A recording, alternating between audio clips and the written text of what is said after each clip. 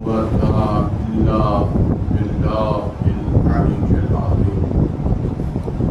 أعوذ بالله السميع العليم من الشيطان اللعين الرجيم. بسم الله الرحمن الرحيم.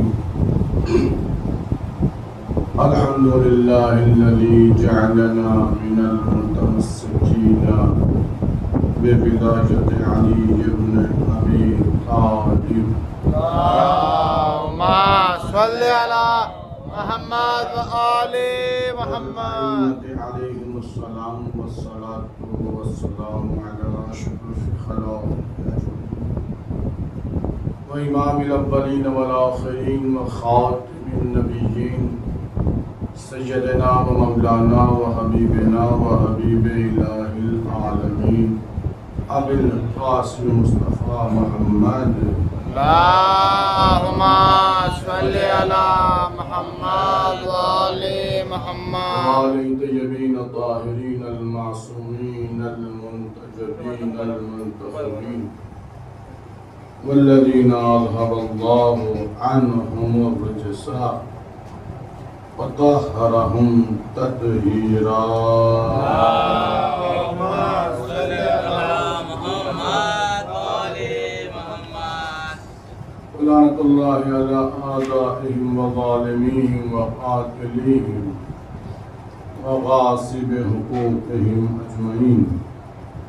أما بعد فقد قال علي بن أبي طالب بسم الله الرحمن الرحيم. والله فزنا وسعدنا وكذلك شيتنا فازوا وسعدوا في الدنيا والآخرة. صلوات اللهم صل على محمد وآل محمد. حضرات گرامی قدر موالیان حضر کر آپ کے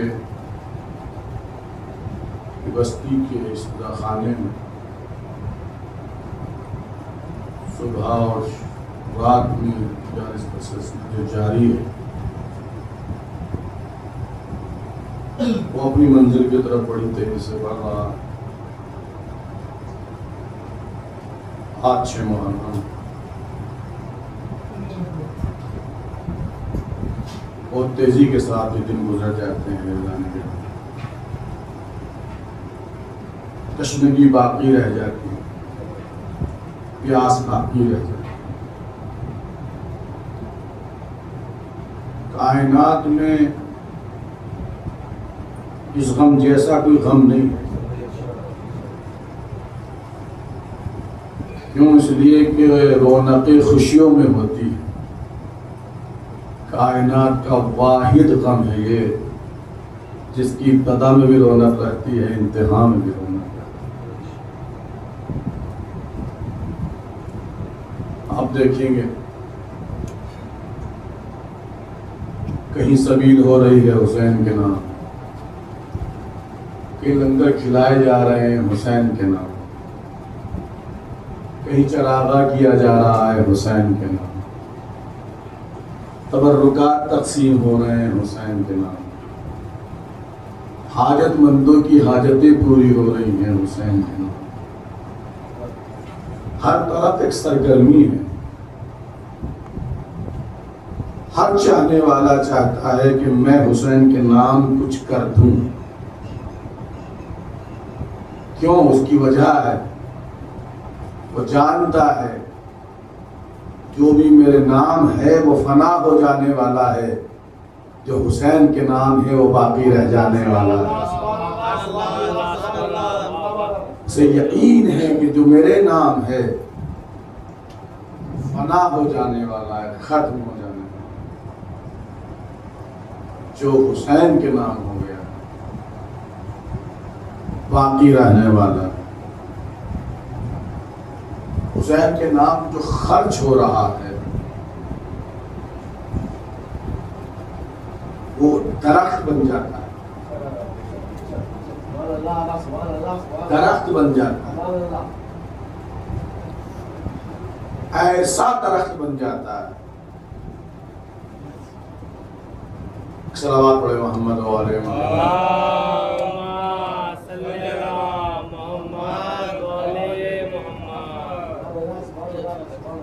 جو بھی بنام حسین خرچ ہو رہا ہے وہ ایک پھلدار درخت کی شکل اختیار ہے، اور ایسا درخت نہیں جیسا آپ دیکھتے ہیں آس پاس. آپ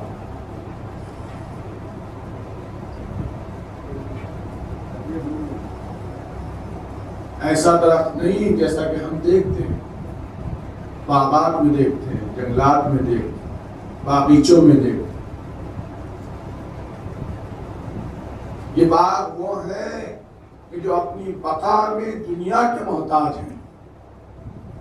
ادھر دنیا ختم ہوگی تو یہ درخت ختم ہو جائیں گے، لیکن حسین کے نام سے اس پر خرچ کرنے کے نتیجے میں جو پھلدار درخت پیدا ہوتا ہے، اس کے پھل یہاں بھی کھائے جاتے ہیں، وہاں بھی کھائے جاتے ہیں.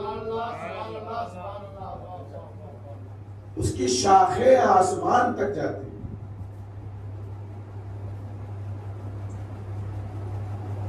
اس کا فیض آخرت تک ہے. توانا درخت کو کیا کرا ہے. اس لیے ہر شخص چاہتا ہے کہ ایام میں کہ بنام حسین کچھ خرچ کرے، کیونکہ خرچ کرنا پھل رکھتا ہے، نتیجہ رکھتا ہے، کامیابی رکھتا ہے. میں مسلسل آپ کو یاد دلا رہا ہوں اس مجلس میں، صبح کی مجلس میں امام نے ضمانت لیے ہے ہماری کامیابی.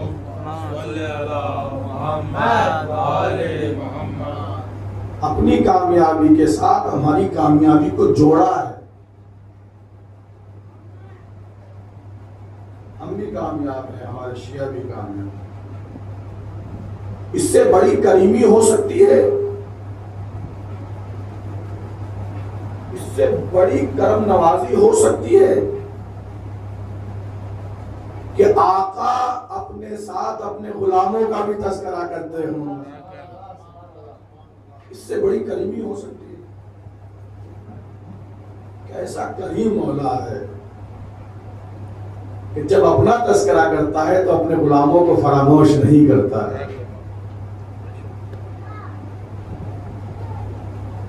یا الفاظ کو بدل کر یہ کہہ لوں کہ علی اتنے بلند ہیں، اتنے بلند ہیں، اتنے بلند ہیں کہ دیہوئی پر آنے والے غلاموں کو بھی بلندیاں عطا کر دیتے ہیں. اتنے بلند ہیں علی کہ دیہوئی پر آنے والے غلاموں کو بھی بلندی دے دیتے ہیں، بلندی بخش دیتے ہیں. کامیاب ہیں. ہم خسارے کے لیے پیدا نہیں ہوئے ہیں، ہم کامیابی کے لیے پیدا ہوئے. یہ ضمانت ہے میرے رسول کی، یہ ضمانت ہے مولا متقیان علی بن ابی طالب علیہ السلام.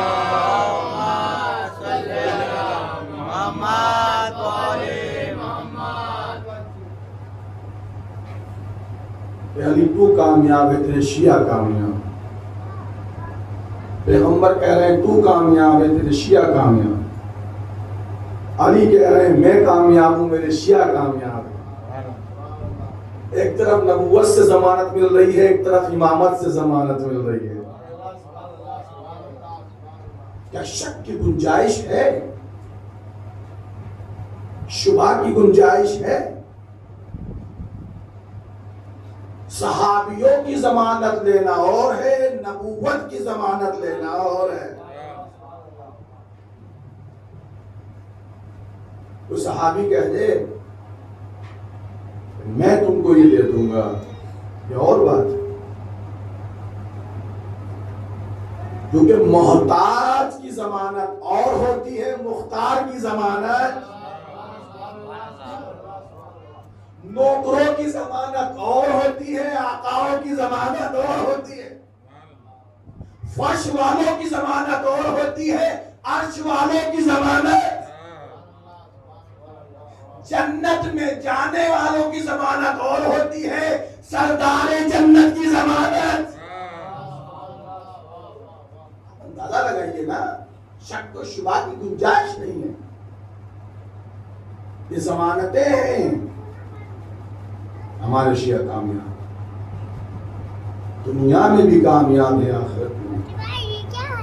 ہمیں دو چار باتیں آپ کی خدمت میں عرض کروں گا، کیسی کامیابی ملی ہے ہمیں ہر دور میں۔ پیغمبر کے بعد سے آج تک ہسٹری ہے ہماری کامیابی کی، ہسٹری ہے، لمبی تاریخ ہے جس میں ہماری کامیابی رقم ہے۔ سنیں گے کیسی کامیابی، کیسی کامیابی کہ جب علی کسی اپنے چاہنے والے کو یہ کہہ کر جاتے ہیں، یہ کہتے ہیں، اے میثم دیکھ رہے ہو اس درخت کو، چھوٹا سا درخت جس کا کوئی بساط نہیں ہے، جس کے کوئی وجود نہیں ہے، چھوٹا سا درخت۔ علی کہتے ہیں میثم دیکھ رہے ہو اس چھوٹے سے درخت کو، دھیان ہو اس درخت پہ تمہیں سولی چڑھایا جائے گا۔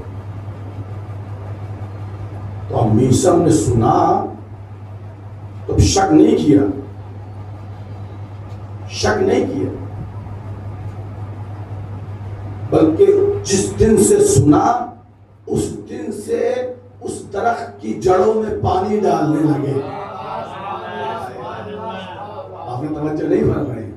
کتنا یقین، کتنا ایقان۔ میثم یہ درخت دیکھ رہے ہو، چھوٹا سا درخت پہ مثال، اس پر تمہیں سولی چڑھائی جائے گی۔ میثم کا ایمان دیکھیے، ہر صبح آتے ہیں، ہر شام آتے ہیں، ہر صبح آتے ہیں، ہر شام آتے ہیں، اور اس درخت پر پانی ڈالتے ہیں، اس درخت کی جڑوں کو سیراب کرتے ہیں، اس درخت کو چاہتے ہیں کہ جلدی پروان ہو جائے۔ کیوں؟ اس لیے کہ جب علی نے کہہ دیا، جب کسی نے سوال کیا، اے میثم اس درخت سے تمہیں کیا شغف ہے، اس درخت سے تمہیں کیا محبت ہے، کہ یہ علامت ہے علی کی محبت کی۔ سبحان اللہ، سبحان اللہ، سبحان اللہ۔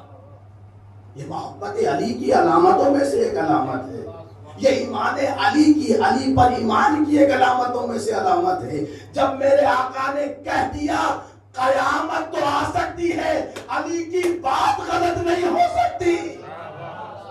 صلوات محمد علیہ وسلم۔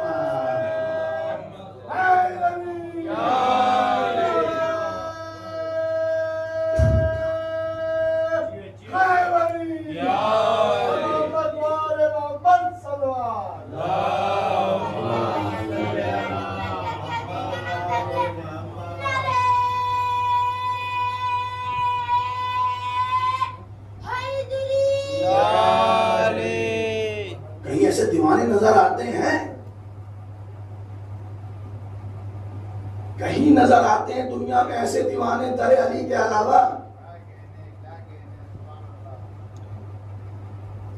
بہت ملیں گے آپ کو، پیروں کے دروازے پر مت والے، مرشدوں کی مدح کرنے والے بہت ملیں گے، لیکن علی کے ایسے چاہنے والے کہیں اور آستانے پہ نظر نہیں آئیں گے۔ یہ علی کی دیہڑی کے ایسے دیوانے ہیں کہ جو اپنی زندگی سے زیادہ موت کی تمنائیں کرتے ہیں۔ کہیں نظر آئے، کہیں ایسے اس طرح کے دیوانے کہیں نظر آئے؟ اور میں کہوں گا یہ دیوانے نہیں ہیں، یہ دانے ہیں۔ یہ دیوانے نہیں ہیں، یہ دانا ہیں۔ کیوں؟ اس لیے کہ جانتے ہیں جتنا علی پر یقین بڑھتا چلا جائے گا اتنا جنت کے دروازے کھلتے چلے جائیں گے۔ جتنا یقین بڑھتا چلا جائے گا علی پر اتنا جنت سے قریب ہوتے چلے جائیں گے، اتنا جنت سے کے دروازے جو ہے ہمارے لیے کھلتے چلے جائیں گے۔ کامیابی ہے. علی کے دشمن جب اس طرح کے دیوانوں کو دیکھتے تھے تو حیران ہو جاتے تھے. کس طرح کے ہیں یہ, کیسے محبت کرنے والے ہیں یہ, کہ علی کی خبر موت پر, موت کی خبر دینے پر اس طرح کی زندگی کا شعار بنا لیتے ہیں. یہ ہے کامیابی. بھاری پڑی ہے تاریخ ہماری کامیابی سے. ہمارے سر کٹے, گھر لوٹے, نسلیں کاٹی گئی, لیکن کسی نے ہمارے ارادوں کو کمزور نہیں کیا. کوئی ہمیں آستانے علی سے ہٹا نہیں سکا. سر کٹے, نسلیں جو ہے کاٹی گئی, گھر لوٹے گئے, مال لوٹے گئے, لیکن دنیا اس بار اس سلسلے میں کامیاب نہیں ہو سکی کہ انہیں علی سے ہٹا دیا جائے. نتیجہ کیا نکلا؟ نتیجہ یہ نکلا کہ پھر دو گروہ نظر آئے. ایک وہ تھے کہ جو حاکموں کے شہریوں پر محبت کرنے والے تھے. ادھر وظیفے ملتے تھے, ادھر یہ کلمہ پڑھتے تھے, ادھر وظیفے ملتے تھے, ادھر یہ مدح کرتے تھے, ادھر شہریے ملتے تھے, ادھر یہ ڈھیر قصیدے سناتے تھے. اور ایک گروہ وہ تھا جو صرف علی کی نظر محبت کا محتاج رہتا تھا. علی کی نظر محبت کا محتاج رہتا تھا کہ بس ایک نظر مل جائے, ایک نگاہ ٹکرا جائے, علی دیکھ لے کہ چاہنے والا دروازے پر آ جائے. اس کے لیے چاہے جان قربانی کرنی پڑے, چاہے مال قربان کرنا پڑے, چاہے مسئلے قربان. ابھی آپ ملاحظہ کریں, بھی آپ کے سامنے حالات جو ہیں, جنگ کے حالات, کیسی کامیابی ملی ہے, کیسی کامیابی ملی ہے. ابھی صرف معاہدہ آن لائن ہوا ہے کہ ساری میڈیا آپ کی کامیابی کے قصیدے پڑھ رہی ہے. کوئی ایک میڈیا متعصب سے متعصب میڈیا, گھٹیا سے گھٹیا سوچ رکھنے والا اینکر بھی یہ نہیں کہہ رہا کہ امریکہ کامیاب ہو گیا, امریکہ کامیاب ہو گیا. ہر ایک سوال کر رہا ہے, یہ 100 دن کی جنگ سے امریکہ کو ملا کیا, 100 دن کی جنگ سے امریکہ کو ملا کیا. اور کہتے ہیں 100 دن کی جنگ کے نتیجے میں ایران نے کھویا کیا. توجہ نہیں فرمائی آپ نے, ایران نے کھویا کیا, امریکہ کو ملا کیا. کیوں؟ اس لیے کہ کامیاب وہ نہیں ہے جو مار دے. توجہ چاہ رہا, کامیاب وہ نہیں ہے جو مار دے, کامیاب وہ ہے جو اپنے مقصد کو حاصل کر لے. توجہ فرمائیے گا. ایران شہداء کی لمبی فہرست ہے, لمبی فہرست ہے, جس میں جنرل بھی کام آئے, کرنل بھی کام آئے, سپاہی بھی کام آئے, چھوٹا سپاہی, بڑا سپاہی, بڑا سردار, کتنے شہید ہوئے ہیں. ایک لمبی فہرست ہے شہداء کی, لیکن اس کے باوجود ایران نہ جھکا, نہ تھکا, نہ جھکا, نہ تھکا. اتنا نڈر رہا کہ مارنے والا تھک گیا اور تھک کر ہار گیا, اور اس نے اعلان کر دیا ہم مار سکتے ہیں, ہم مار سکتے ہیں, مگر ان کے ارادوں کو کمزور نہیں کر سکتے. 14 شرطیں جو ایران نے دین میں شامل کی ہے, ایک بتائیے جو امریکہ کے فیور میں ہوں. کیا کہنا میں آپ سے پوچھنا چاہتا ہوں, کسی کی بات نہیں ہے, میں کامیابی کے حوالے سے بات کر رہا ہوں. علی کے چاہنے والے کامیاب ہیں. 14 جو شرطیں رکھی ہیں ان میں سے ایک بھی ایسی نہیں ہے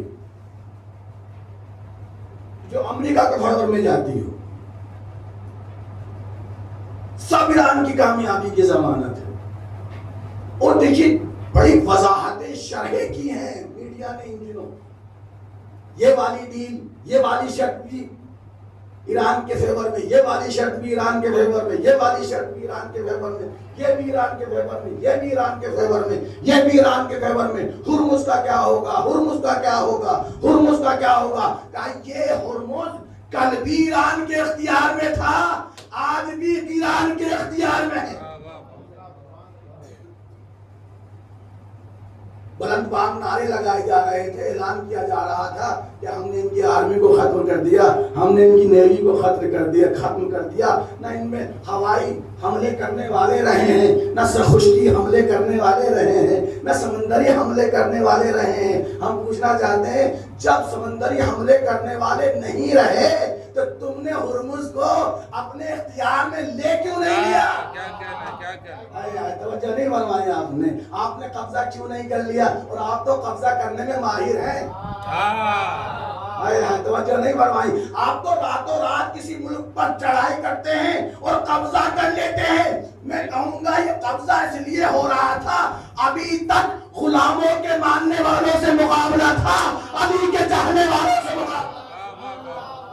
ایک سلامات پڑھے محمد والے محمد۔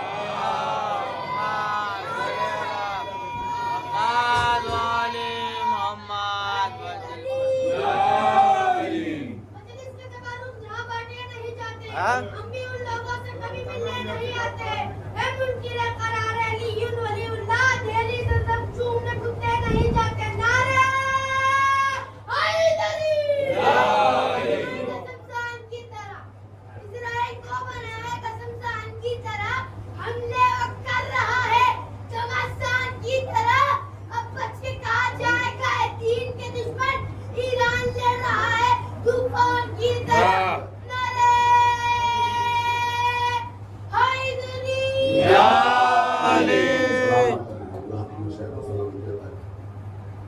راتوں رات تم جو ہے چڑھائی کرتے ہو کسی بھی ملک پر، تو سارے قوانین کو بالائے طاق رکھ کر اس ملک کے سربراہ کو اٹھا لاتے ہو۔ تو قبضہ کرنے میں تو آپ ماہر ہیں، لیکن یہاں قبضہ کیوں نہیں ہوا؟ اور دیکھیے قبضہ، توجہ، آپ نے چڑھائی کی راتوں رات کسی ملک پہ، اس کے صدر کو اٹھا کے لے آئے اور آپ نے دنیا میں اپنی طاقت کا ڈنکا بجا دیا۔ میں پوچھنا چاہتا ہوں ایران پر بتائیے کیا ملک پر قبضہ ہوا؟ توجہ چاہ رہا ہوں، کیا ملک پر قبضہ ہوا؟ کیا سرحدوں میں تمہارے سپاہی داخل ہوئے؟ کیا تم نے ایک معمولی سمندر کے کنارے پر قبضہ کیا؟ بتاؤ تم نے قبضہ کہاں کیا؟ قبضہ کر لیتے، اگر فراز سے مقابلہ ہوتا کہ کرار کے چاہنے والوں سے مقابلہ تھا۔ ایک سلامات پڑھے محمد والے محمد۔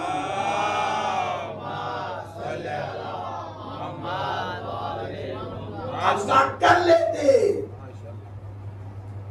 اگر فرار کے چاہنے والوں سے مقابلہ ہوتا۔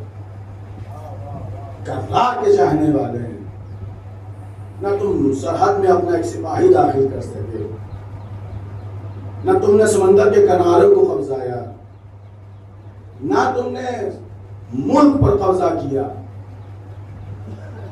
کہنے ہم نے بہت لوگ مار دیے، ہم نے بہت نقصان پہنچایا، جانی نقصان بہت پہنچا دیے، یعنی جسے تم نقصان سمجھتے ہو اسے ہم سعادتیں کہتے ہیں۔ توجہ نہیں فرمائی آپ نے، جسے تم جانی نقصان کہتے ہو، شہادت تمہارے نزدیک نقصان ہے، ہمارے نزدیک سعادتیں ہیں۔ نقصان نہیں ہے یہ ہمارے لیے، سعادتیں ہیں۔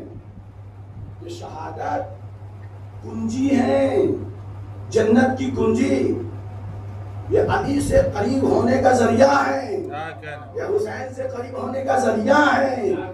یہ شہادتیں ننگو آر نہیں ہے، عزت ہے، یہ عزت ہے۔ اور یاد رکھیے گا ہلاکتیں بزدلوں کے حصے میں آتی ہے، شہادتیں بہادروں کے حصے میں آتی ہے۔ آواز پر محمد و آل محمد۔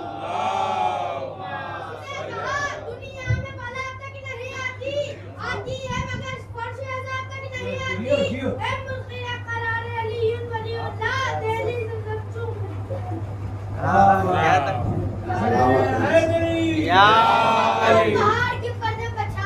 ہاں کہ وہ سامنے پہاڑ کے پردے پچھاڑ دوں دامن کے گرد جان کے تم سب کو جھاڑ دوں.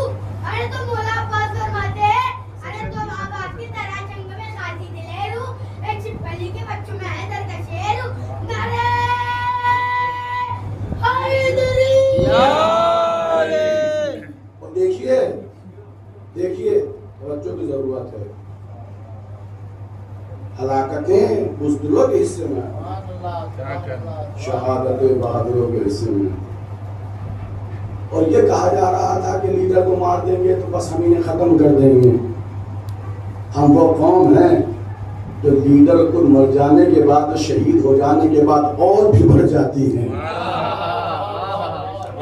نہیں سمجھ میں آیا؟ نہیں توجہ فرمایا آپ نے. جب تک لیڈر ہوتا ہے تب تک دائرے میں رہتے ہیں, کیونکہ لیڈ کرنے والا موجود ہوتا ہے, روکنے والا موجود ہوتا ہے. جب روکنے والا چلا جاتا ہے تو دشمن تلوار کے نیچے نظر آتے ہیں. ہم اور گھبر جاتے ہیں. ہماری جرأتوں کی کوئی انتہا نہیں ہوتی ہے. تو آج جو ہے بڑی جلدی میں سائن کر کے جو ہے مسئلہ ختم کیا, کوئی ڈیل ہو گئی, بس کامیابی مل گئی. یعنی گویا اس جنگ سے پیچھا چھٹا اور ہم کامیاب ہو گئے. کچھ سمجھ میں آیا آپ کے؟ نہیں سمجھ میں.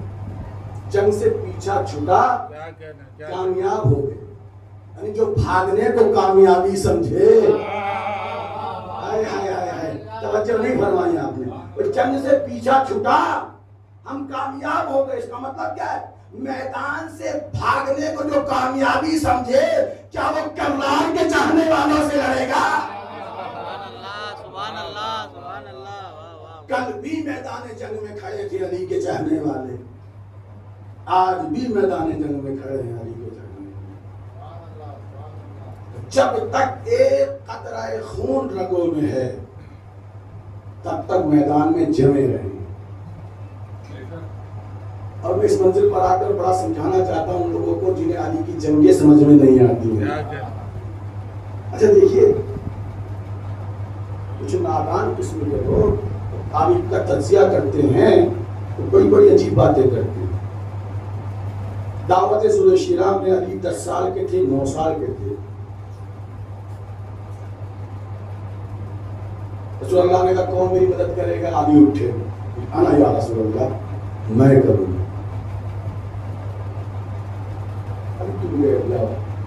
یہ 40 افراد جو آئے ہیں جنہیں میں نے بلایا ہے وہ 3 دن تک کھلایا ہے. بتانا چاہتے ہیں ہم کھلا کے منواتے ہیں. کھلایا ہے. ان 40 افراد کو جو آئے ہیں جنہوں ان دعوت میں آدھا آدھا دمبا کھایا ہے. سوال ان سے ہے علی, کون میری مدد کرے گا کار رسالت میں؟ سب خاموش. پھر علی اٹھے, انا یا رسول اللہ, میں کروں گا یا رسول اللہ. تم بیٹھ جاؤ. پھر پیغمبر نے سوال دوہرایا, کون ہے جو میری مدد کرے گا اس کار رسالت میں جو مجھے اللہ نے ذمہ داری دی ہے, اس میں میری کون مدد کرے گا؟ مجمع سے کوئی نہیں اٹھا. پھر علی اٹھے, انا یا رسول اللہ, میں یا رسول اللہ. کتنی عمر ہے؟ 10 سال. بڑا ہلکا بنا کر پیش کیا مورخین نے, درباری مورخین نے. 10 سال کا بچہ تھا. بھائی کی محبت میں وعدہ کر بیٹھا. خاندان کا تھا, بھائی کی محبت میں وعدہ کر بیٹھا. بنی ہاشم تھا, بھائی کی محبت میں وعدہ کر بیٹھا. پیغمبر کے گھر میں پڑھ رہا تھا, اس لیے محبت میں وعدہ کر بیٹھا. ہم نے کہا یہ بتائیے, علی نے تو وعدہ کیا, تاریخ نے بتایا وعدہ کیا, 10 سال کے تھے وعدہ کیا. پیغمبر کی عمر کیا تھی؟ پیغمبر کی عمر کیا تھی؟ صاحب کے 40 پلس.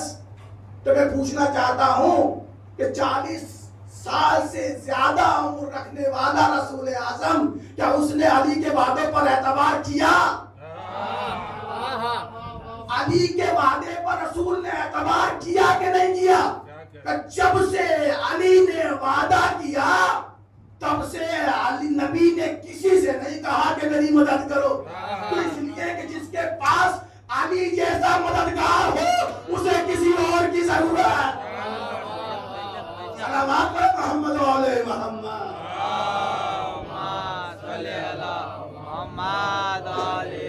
تو 40 سال سے پلس جو ہمارے مولا اور آقا رسول ہیں انہوں نے اعتبار کیا، علی نے وعدہ کیا۔ ملا کو سمجھ میں نہیں آ رہی ہے یہ بات کہ 10 سال کے تھے، 10 سال کے تھے وعدہ کر گئے۔ ہم نے کہا وہ 10 سال کے تھے، رسول تو 40 سال کے تھے، انہوں نے اعتبار کیا کہ نہیں کیا؟ اتنا اعتبار کیا کہ اس کے بعد پھر نبی نے کسی کو مدد کے لیے نہیں پکارا، کسی کو مدد کے لیے نہیں پکارا، اس لیے کہ جس کے پاس علی جیسا مددگار ہو۔ اب یہ کم عمر امام جب 20 سال کی عمر کو پہنچتے ہیں، توجہ چاہتے ہیں تو کیا ہوتا ہے؟ بدر کا میدان سجتا ہے، احد کا میدان سجتا ہے، خیبر کا میدان سجتا ہے، خندق کا میدان سجتا ہے، ساری جنگیں ہوتی ہیں، اور ان تمام جنگوں میں وہی وعدہ کرنے والا جس نے دعوت ذوالشیرہ میں وعدہ کیا تھا وہی ہر میدان میں ہیرو ثابت ہوتا ہے، پیغمبر کا مددگار ہوتا ہے۔ دوسرا حصہ آ گیا عمر کا۔ اب کچھ نادان لوگوں نے، توجہ چاہ رہا ہوں، کچھ نادان لوگوں نے 60 سال کی عمر کے بعد علی سے بغاوت کی۔ کیا کہنا ہے؟ ایک فرض توجہ چاہ رہا ہوں، 60 سال کی عمر کے بعد جب آپ کو خلافت ملی ہے، 10 سال کی عمر میں وعدہ کیا، 20 سے 21 سال 25 سال کے درمیان مولا نے بھرپور مدد کی پیغمبر کی، یعنی جوانی بھرپور۔ اس کے بعد 25 سال خاموش رہے۔ اب کچھ نادان قسم کے لوگ، اب تو علی بوڑھے ہو گئے ہیں، توجہ چاہ رہا ہوں، 60 سال کی عمر کے بعد جب علی کو حکومت ملی اور سر پھروں نے پھر علی سے بغاوت کی، پھر علی سے سرکشی کی، پھر علی کے مد مقابل آ گئے، یہ سوچ کر آئے تھے کل جوان تھے آج بوڑھے ہیں، کل جوان تھے آج بوڑھے ہیں، آج ہمارا مقابلہ کیسے کریں گے، آج ہمارا مقابلہ کیسے کریں گے؟ لیکن تاریخ نے دیکھا، پوری تاریخ ہے، اسلام نے اس بات کی وضاحت کی کہ علی کی تلوار جیسے 25 سالہ عمر میں چلی تھی ویسے ہی 7 سالہ۔ جنگ جمل میں دیکھیے، جنگ نہروان میں دیکھیے، جنگ صفین میں دیکھیے، اور دیگر جو مارکے ہوئے ہیں اس میں آپ دیکھیے، اسی انداز سے علی کی تلوار چل رہی تھی۔ بس ایک فرق تھا، ایک فرق تھا۔ کیا فرق تھا؟ 25 سال کی عمر میں جب علی یہودیوں سے لڑتا تھا، دشمنان اسلام سے لڑتا تھا تو بے نقاب لڑتا تھا، 7 سال کی عمر میں آیا تو نقاب پہن کے لڑ رہا ہے۔ توجہ نہیں فرمائی آپ نے؟ اس سے پہلے جو پیغمبر کی حیات میں جنگیں ہوئی ہیں اس میں علی نقاب پہن کر نہیں لڑتے تھے، کیوں؟ اس لیے کہ چہرہ دکھانا ضروری تھا، چہرہ دکھانا ضروری تھا۔ لیکن 60 سال کی عمر میں علی نقاب پہن کر لڑتے تھے، کیوں؟ اس لیے کہ علی کا نام اتنی جلالت رکھتا تھا، جب دشمن سن لیتا تھا کہ علی مقابلے میں ہے، لڑنا تو دور ٹھہرنا نہیں بنتا تھا۔ صلوات پر محمد و علیہ محمد۔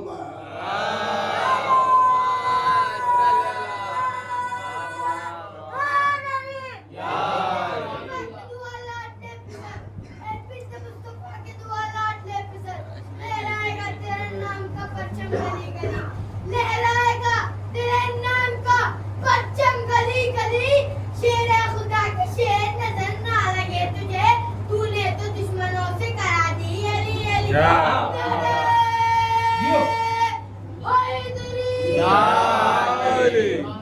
نقاب پہن کر علی لڑتے تھے. امام جنگ پر جاتے تھے, کچھ خصوصیات ہوتی تھی میرے مولا. کہ آپ دیکھ رہے ہیں نا ان جنگوں میں جلوے نظر آ رہے ہیں دنیا میں. یہ انہیوں کے پاس نہ جوتے ہیں, نہ کوئی ڈریس ہے, نہ کوئی ہیلمیٹ ہے, پر علی کے دیوانے ہیں, چلے جا رہے ہیں ریت پر, سمندر کے کنارے چلے جا رہے ہیں اور سمندروں پہ اپنا قبضہ بنائے ہوئے ہیں. کوئی ان سے اس قبضے کو چھین نہیں سکتا. علی کی بھی خصوصیات ہوتی تھی. یہ ایسے ہی نہیں ہے, یہ ایسے ہی نہیں ہے کہ آپ کو دکھائی دے رہے ننگے پیر بغیر ہیلمیٹ کے, بغیر ڈریس کے, یہ جو آرمی نظر آ رہی ہے یہ ایسے ہی نہیں ہے. یہ علی کے متوالے ہیں, یہ علی کے ملنگ ہیں, یہ علی کے دروازے کے نوکر ہیں. انہوں نے علی سے سیکھا کہ میدان میں کیسے جانا چاہیے. کیوں؟ اس لیے کہ وہ اور ہیں جو ہتھیاروں پر اعتبار کرتے ہیں, یہ ہم ہیں جو علی پر اعتبار کرتے ہیں, اپنے ارادے پر اعتبار کرتے ہیں, ہتھیاروں پر تھوڑی اعتبار ہوتا ہے. علی کی خصوصیات سنائے جائیں تاکہ ایمان تازہ ہو جائے, کوئی جنگ سے جوڑ دیا جائے جو جنگ میں ذکر کر. علی کی پہلی خصوصیت یہ ہوتی تھی کہ امام کوئی بہت اچھا گھوڑا لے کر نہیں جاتے تھے میدان میں. معمولی گھوڑا, لاغر, ناکاواں گھوڑا, زیرہ پہن کے نہیں جاتے تھے. امام کسی بھی جنگ میں زیرہ پہن کے نہیں, زیرہ جانتے ہیں وہ وار روک کی اس لیے امام نہیں پہن کے جاتے تھے. معمولی گھوڑے پر, معمولی کرتے میں. جنگ نہروان میں بتایا گیا ہے, کرتے کا ذکر کیا ہے میرے مولا کے کہ بالکل باریک اور مہین کرتا امام نے زیب تن کیا ہوا تھا. کرتا امام گڑھ ہے. جب پوچھا گیا مولا یہ اتنے بڑے جنگجو ہیں آپ, اتنے بڑے بہادر ہیں, سپہ سالار ہیں, علمدار ہیں اسلام کے, گھوڑا ہے, گھوڑا تو جو ہے وہ زینت ہوتا ہے سپاہی, آپ کو بڑا عالیشان لینا چاہیے. اتنا معمولی گھوڑا لے کر کیوں جاتے ہیں میدان میں؟ کہا کہ اچھا گھوڑا وہ لے کر جائے اسے میدان سے بھاگنا.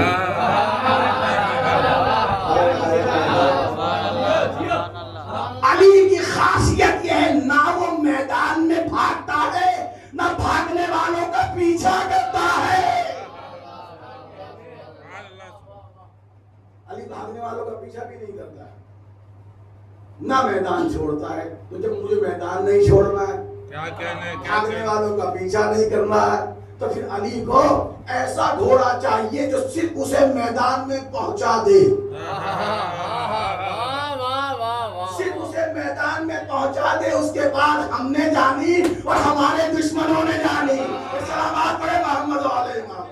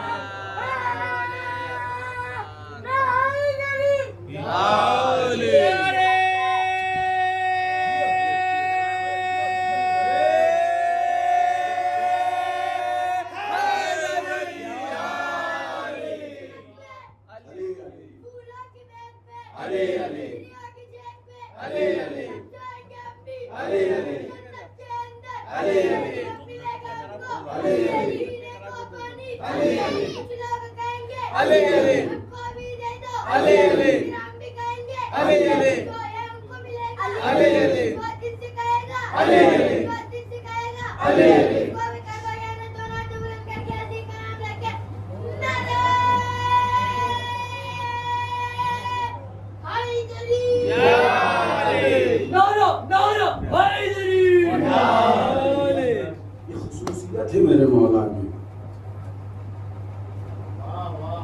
جنہیں علی میدان چھوڑتے نہیں تھے, تو چھوڑنے والوں کا پیچھا نہیں کرتے. اچھا کیوں نہیں کرتے تھے, میں اس کو وضاحت کر دوں گا. کیوں نہیں کرتے تھے؟ کیوں؟ کیا وجہ ہے؟ ایسا نہیں سب کیا وجہ ہے؟ بھاگنے والے دشمن کو مار دیتے، پیچھے دوڑتے مارتے، لیکن علی کسی بھاگنے والے کا پیچھا نہیں کرتے۔ کیوں؟ اس لیے کہ جو میدان سے فرار ہو کر خود ہی ذلیل ہو گیا ہو۔ توجہ نہیں فرمایا آپ نے؟ میدان سے بھاگنا ننگوار ہے، میدان سے بھاگنا ذلت ہے، اور میدان سے بھاگنا صرف اپنی ذات کی ذلت نہیں ہے، گھر کی ذلت ہے، خاندان کی ذلت ہے، قوم کی ذلت ہے۔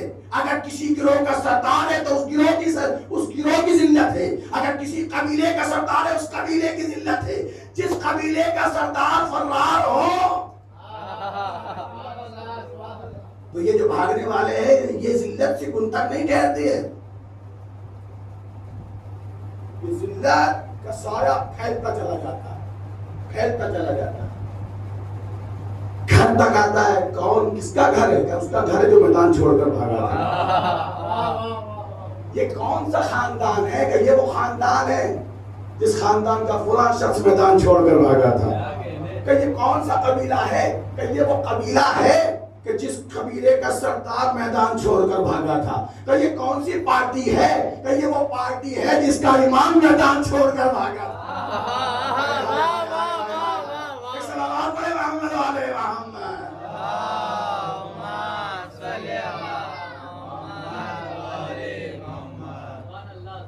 تو جو خود ہی اتنا ذلیل ہو گیا ہو میدان چھوڑ کر، اب علی اسے مزید ذلیل نہیں کرنا چاہتے۔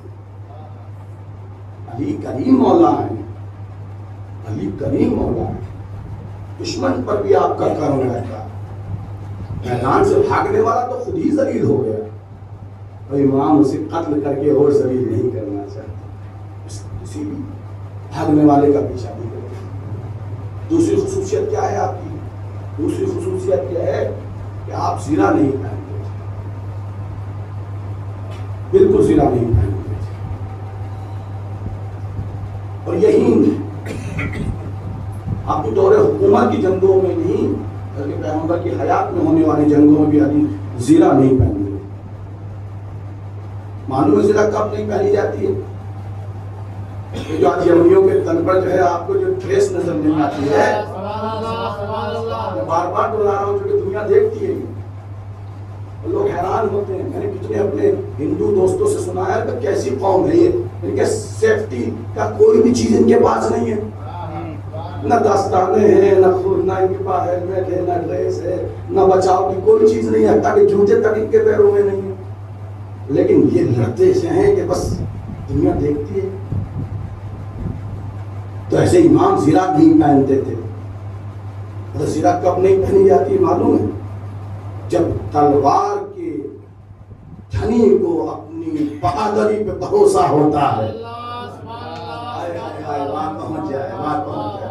جب سپاہی کو اپنی بہادری پر، اپنی شجاعت پر اتنا اعتبار ہوتا ہے کہ سامنے جو بھی آئے گا مغلوب ہو کر جائے گا، غالب بن کر نہیں جائے گا۔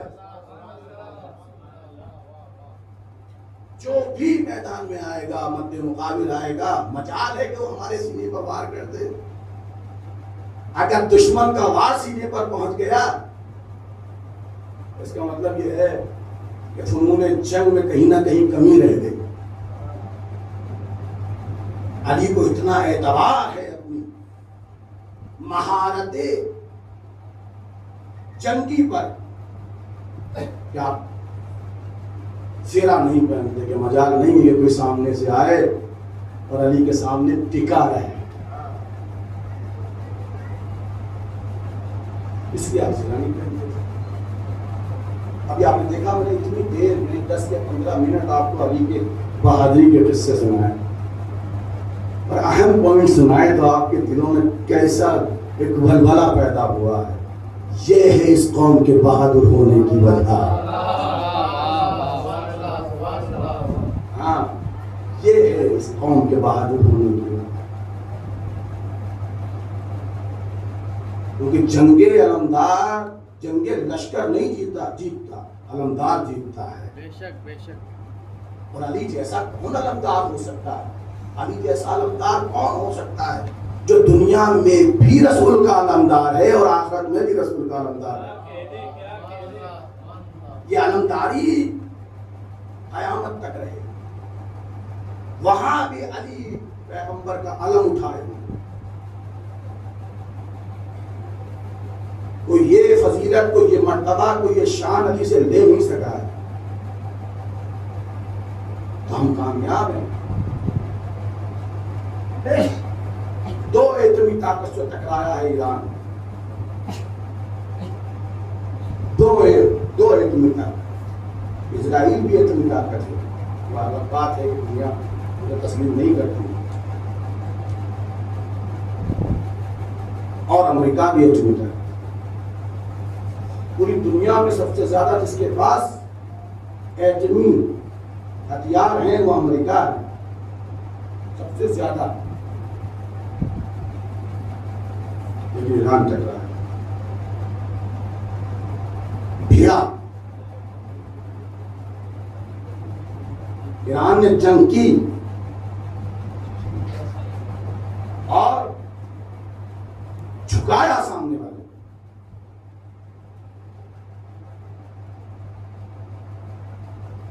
میں پوچھنا چاہتا ہوں یہ سوال. دیکھیے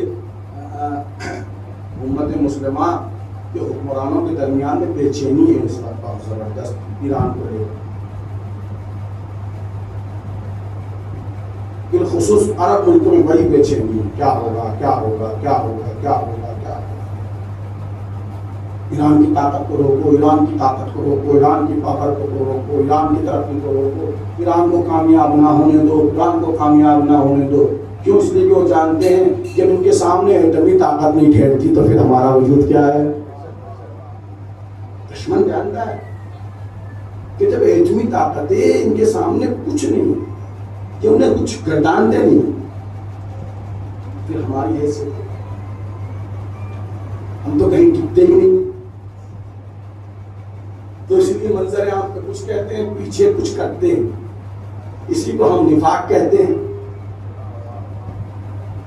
نفاق اسی کو کہتے ہیں جو کہے کچھ کرے کچھ، کہے کچھ کرے کچھ، میڈیا پر کہے کچھ، پیچھے سے کرے کچھ. اور اس منزل پر بھی ہم اللہ کا شکر ادا کرتے ہیں. کل بھی علی کے دشمن منافق تھے، آج علی کے چاہنے والوں کے دشمن بھی منافق ہیں. اس پر جتنا فخر کیا جائے اتنا کم. کہ ہمارے مد مقابل ہمارے جو دشمن ہیں وہ بھی منافق ہیں. کہتے کچھ ہیں کرتے کچھ ہیں. ہماری کامیابی الحمدللہ کامیاب ہیں. علی کے دستے بابرکت پر بیعت کرنا، علی کا کلمہ پڑھنا. کوئی ہمیں ہرا نہیں سکتا، کوئی ہمیں ذلیل نہیں کر سکتا، کوئی ہمیں رسوا نہیں کر سکتا. ذلت سے ہمارا کوئی رشتہ نہیں ہے. ہیہات من الذلہ. ہمیں حسین سرزمین کربلا سے یہ اعلان کیا تھا، ذلتوں سے ہمارا کیا لینا دینا. ہم عزت کے گھرانے میں پیدا ہوئے ہیں، عزت ہماری میراث.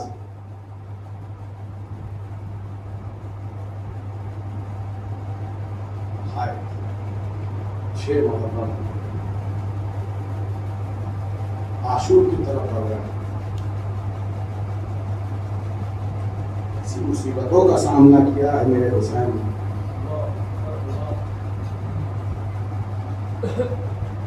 کیسی مصیبتوں کا سامنا اندازہ نہیں لگا سکتا. دشمن میں شرافت تھی نہیں، دشمن میں مانوتا تھی نہیں، انسانیت کا نام نہیں تھا دشمن. جن دشمنوں کو ننھے ننھے بچوں کی پیاس پر جو ہے وہ ترس نہ آ رہا ہو. گونج رہا تھا کربلا کا صحرا سکینہ کے التش التش کی آوازوں سے. بار بار اس جملے کو دہراتا ہوں. 1400 سال کے بعد ہم بچوں کی اللہ تش کی آواز کو پڑھتے اور سنتے ہیں تو ہمارا کلیجہ پھٹتا ہے. عباس کے کلیجے پہ کیا گزر رہی ہو, حسین کے کلیجے پہ کیا گزر رہی ہے, کوئی سوچ سکتا ہے؟ کوئی سوچ سکتا ہے کہ عباس اسے مانگا ہی کربلا کے لیے گیا تھا. وہ کربلا میں منظر دیکھتا ہے کہ اپنے گود کے بالوں کی لاشیں اٹھا کر لاتا ہے. اور محمد کی لاش علی حضرت عباس اور امام حسین اٹھا کر لے کر. کون ہے یہ محمد؟ یہ وہ ہے جنہیں مامون نے اپنے آگوش پہ پروان چڑھایا تھا.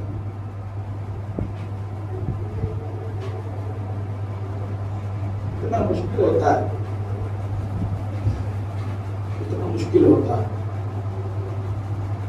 ہمارے ہاں کوئی جوان موت ہو جاتی ہے, کوئی بچہ دنیا سے چلا جاتا ہے, تو آپ کو اجازت نہیں ہوتی کہ اس کے لاشے کو اٹھائے, اس کی میت کو کاندھا دے, اس کی قبر میں اترے.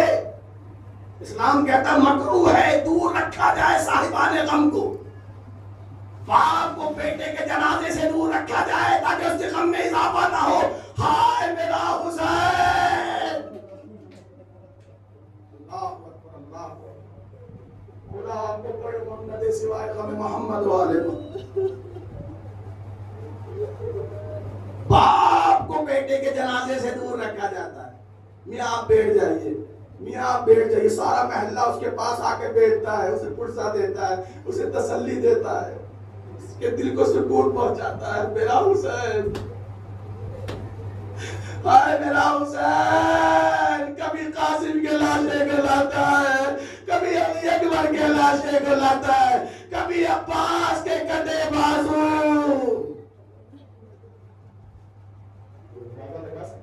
ہمیں حسین کا عالم کیا ہوگا, حسین کے صدمے کا عالم. ہائے, اس لیے دو جملے امام کے بڑے مشہور ہیں, بہت مشہور, جس سے آپ نے اپنے غم کا اظہار کیا. جب علی اکبر نے آواز دی بابا میری مدد کو آئیے, سینے پر پرچھی کا پھل کھا کر پکارا علی اکبر نے, بابا میری مدد کو آئیے, تو معلوم ہے کیا کہا حسین نے؟ اے علی اکبر تیرے مرنے نے حسین کو نابینا کر دیا. اے میرے لال مجھے آواز دو. ارے حسین کو راستہ نظر نہیں آتا, کبھی ادھر جاتے کبھی ادھر جاتے اور کہتے ہیں نا علی. اے میرے لال, ارے میرے لال تو کہاں ہے؟ اینا علی. اور آپ ہی کہتا ہے جب تک لاشیں علی اکبر پر نہیں پہنچے تو یہی پکارتے رہے, اینا علی, اینا علی. اے میرے لال مجھے راستہ دکھائی نہیں, تو کہاں ہے؟ اور آپ ہی کہتا ہے مجھے نہیں معلوم کہ اس وقت حسین کربلا کے علی کو پکار رہے تھے کہ نجف میں بیٹھے ہوئے علی کو پکار رہے تھے. اے بابا آئیے, آپ کے بیٹے سے جوان بیٹے کا لاشا.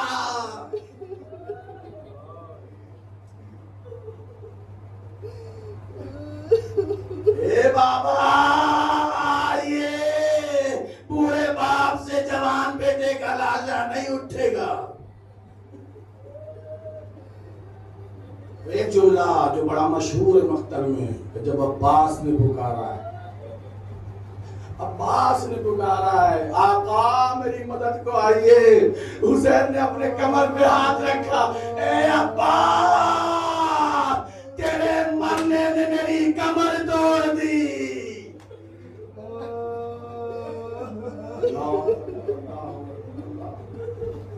اے عباس ان کا سرا سہری. اے بھیا ارے تیرے گرنے نے میری کمر توڑ دی.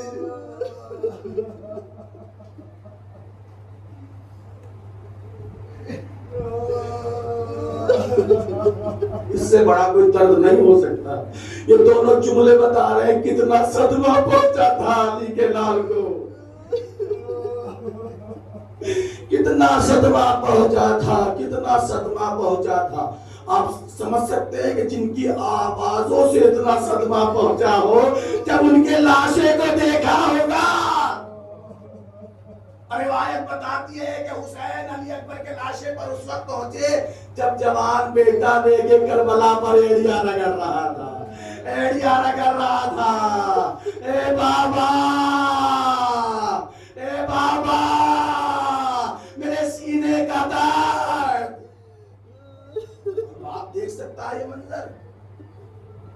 ہم نے دیکھا ہے اسپتالوں میں جس باپ کا جوان بچہ بستر بیماری پر ہو, باپ ٹوٹ جاتا, ماں ٹوٹ جاتی ہے, لیکن اللہ اکبر, اے حسین تیرے صبر پر سلام, تو نے رہ کے کربلا پر علی اکبر کو ایڑیاں رگڑتے ہوئے دیکھا. اور جب عباس کے لاشے پر پہنچے تو معلوم ہے کیا کیفیت تھی. بغیر ہاتھ کا ایک جوان زمین پر پڑا تھا, ایک آنکھ میں تیر, ایک آنکھ میں لہو تھا. کیا حالت رہی ہوگی حسین کی, کوئی اندازہ لگا سکتا ہے؟